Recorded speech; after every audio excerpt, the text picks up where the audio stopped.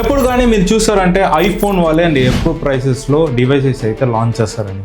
ప్రైజెస్లో మేము కొట్టుకునే వాళ్ళు లేదు, అది కాకుండా టెక్నాలజీలో మేమే, అన్నిట్లో మేమే అని డైలాగ్ ఇస్తూ ఉంటారు. సర్ప్రైజ్గా అయితే మన ఇండియా తరపున ఒక కంపెనీ అయితే ఒక ఐఫోన్ లాంచ్ చేసే ప్రైస్కి అయితే ఒక ఫోన్ అయితే లాంచ్ చేసేసారండి. దాదాపు చూసారంటే 1,34,000 అండి. ఆ ఫోన్ ఏం కాదండి, ఒక బిఎస్ఎన్ఎల్ శాటిలైట్ ఫోన్ అండి. దాన్ని ఒక టారిఫ్ చూసారంటే మీకైతే షాక్ అయిపోతుంది.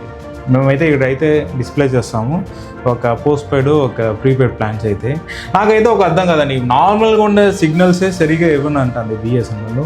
ఇప్పుడు ఎందుకు ఇలాంటి కొత్త ఇన్వెన్షన్స్ అయితే తీసుకొస్తున్నారు అయితే అర్థం కాదు. మేమైతే కూడా ఒక రీసెంట్గా సిమ్ అయితే కొన్నాము, సిగ్నల్స్ అయితే కొంచెం ప్రాపర్గా అయితే లేదు. ఇలాంటి విషయాల్లో ఇంప్రూవ్మెంట్ చేయకుండా ఎందుకు ఇలాంటి ఫోన్స్ తీసుకొచ్చారో అయితే తెలీదు. కానీ ఇది అయితే స్టార్లింక్ అయితే ఒక కాంపిటీటర్ లాగానే ఉంటుంది. ఏమంటే స్టార్లింక్ కూడా ఇలాంటి ఒక ఇన్వెన్షన్ అయితే చేశారు.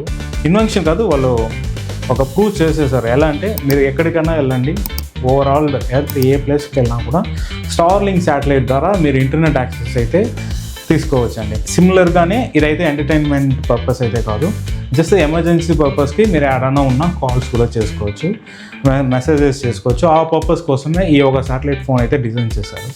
ఒకవేళ మీకు ఈ ఫోన్ గురించి డీటెయిల్గా తెలుసుకోవాలంటే అది ఏం స్పెక్ ఉంది, ఏ పర్పస్కి ఎలా డిజైన్ చేశారు, ఏ కంపెనీ మ్యానుఫ్యాక్చరింగ్ చేసింది, దీని గురించి కొంచెం డీటెయిల్గా తెలుసుకోవాలంటే కమెంట్ సెక్షన్ అయితే కమెంట్స్ చేయండి. మనమైతే డీటెయిల్గా ఒక పెద్ద వీడియో అయితే చేస్తాము.